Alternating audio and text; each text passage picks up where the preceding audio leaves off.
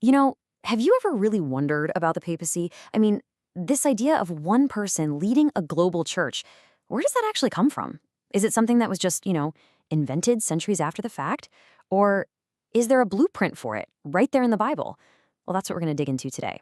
Let's see what the scriptures have to say. So here's how we're going to tackle this. First, we'll start with the big question itself.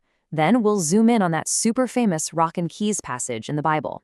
After that, we'll look at how Jesus gave Peter some really unique jobs as a shepherd and a strengthener, see how he actually led the early church, and then finally, we'll ask the big question: was this role meant to last? All right, let's just get right to the heart of it. Is the whole idea of a pope biblical, or is it just some kind of later tradition?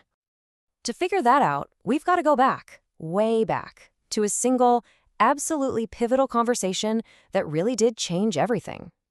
This brings us to Matthew chapter 16, and you have to understand where this is happening. Jesus takes his apostles to a place called Caesarea Philippi.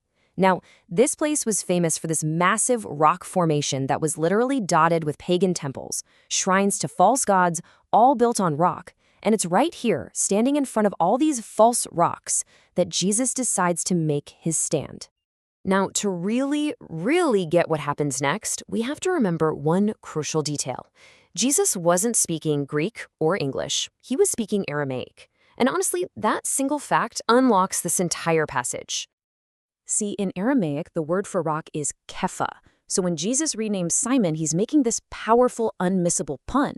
He's looking at Simon and saying, "You are Kepha, and on this Kepha I will build my church." And get this, before this very moment, Kepha was not a name people used. Jesus is basically inventing a nickname for him, like Rocky, but with this profound theological weight. It's not just a name change, it's a whole new identity and mission. Now, I know this can get a little confusing when you read it in Greek because his name is Petros, and the word for rock is Petra. But here's the thing. In the Greek they were using back then, these words meant the exact same thing. The only difference is just grammar. You can't give a guy a feminine name, so the translator just used the masculine version. The meaning, though? Rock. It's identical. So, with all that in mind, the promise becomes crystal clear. Jesus points to Peter, the man he just named Rock, and says the church will be built on him. And he guarantees that the church built on this rock will never be destroyed. In other words, the church's very survival is tied to its foundation on Peter. But wait, there's more. Jesus doesn't stop there. He then turns to Peter, and Peter alone, and gives him the keys of the kingdom. Now, for his Jewish audience, this symbol would have been instantly recognizable. This wasn't some random metaphor. It pointed directly to a very specific office in the Old Testament. So where does this whole keys thing come from? Well, it's a direct callback to the kingdom of David in the Old Testament. See, the king had a prime minister, a sort of chief steward, and the symbol of his office was the key of the house of David. So by giving Peter the keys, Jesus, the new king from David's line, is essentially making Peter the prime minister of his new kingdom, the church. And just look at the kind of power that came with those keys. The language in Isaiah is, "He shall open and none shall shut." That's a direct parallel to what Jesus says about binding and loosing. It meant having the real authority to make decisions for the entire kingdom that were binding. But the case doesn't just rest on this one passage in Matthew. Jesus actually reinforces Peter's special role on two other really important occasions, giving him jobs that he gave to no one else. Okay, so after the resurrection, Jesus pulls Peter aside. He asks him 3 times, "Do you love me?" And with each yes, Jesus gives him a direct command: feed my lambs, tend my sheep, feed my sheep. Think about that. Jesus, who is the good shepherd, is entrusting his entire flock, the lambs and the sheep, everybody, to Peter's care. This is basically a commission to be the head shepherd for the whole church. And then there's this incredible moment at the Last Supper. Jesus warns all the apostles that Satan is going to test them.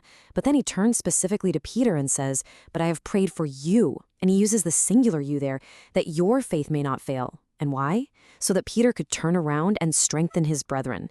I mean, Christ's own prayer singles Peter out, making his faith the anchor for the unity and the strength of all the other apostles. So Jesus gives Peter all of this unique authority.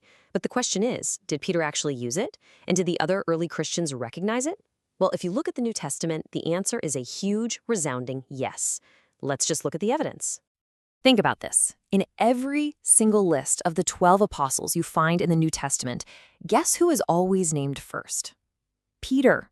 Every single time, without exception. But it's actually more than just being first on a list. In fact, Matthew's gospel uses a specific Greek word, protos, to describe Peter.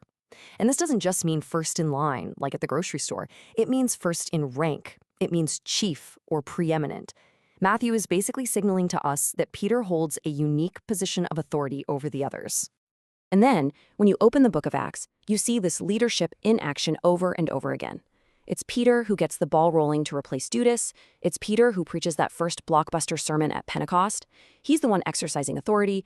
He's the one who gets the vision to open the church to the non-Jewish world. And he's the one who delivers the final decisive judgment at the very first church council. The pattern is just undeniable. Okay, so the Bible clearly establishes Peter as the rock, the steward with the keys, the chief shepherd, and the leader. But here's the final crucial question. Was this role just for Peter, like a one-and-done deal, or was it an office that was meant to be passed on? Well, let's go back to Christ's original promise. He said the church would never be overcome. So think about it. If the building is meant to last forever, doesn't that mean its foundation, the office of the rock, has to be permanent too?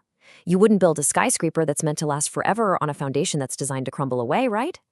And we actually see this idea of succession happening right away.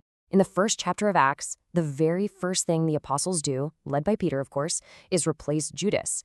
They understood that being an apostle was an office, and when one person left it, another had to take their place. So if the general office of an apostle needed a successor, how much more would the unique foundational office of the rock? And this wasn't just some theory either. History confirms it.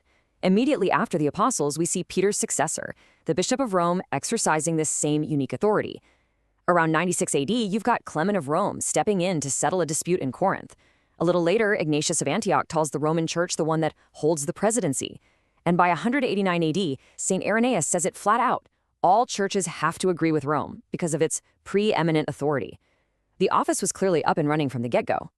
So you see, the biblical case for the papacy isn't really based on one single isolated verse. It's a cumulative case. It's a coherent pattern that's woven all throughout the New Testament. Christ established a foundational role, the rock. He created an office of authority, the keys. He gave a universal commission, the shepherd. We see that authority in action, the leader.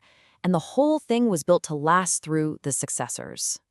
And all of that really leaves us with one final thought to chew on.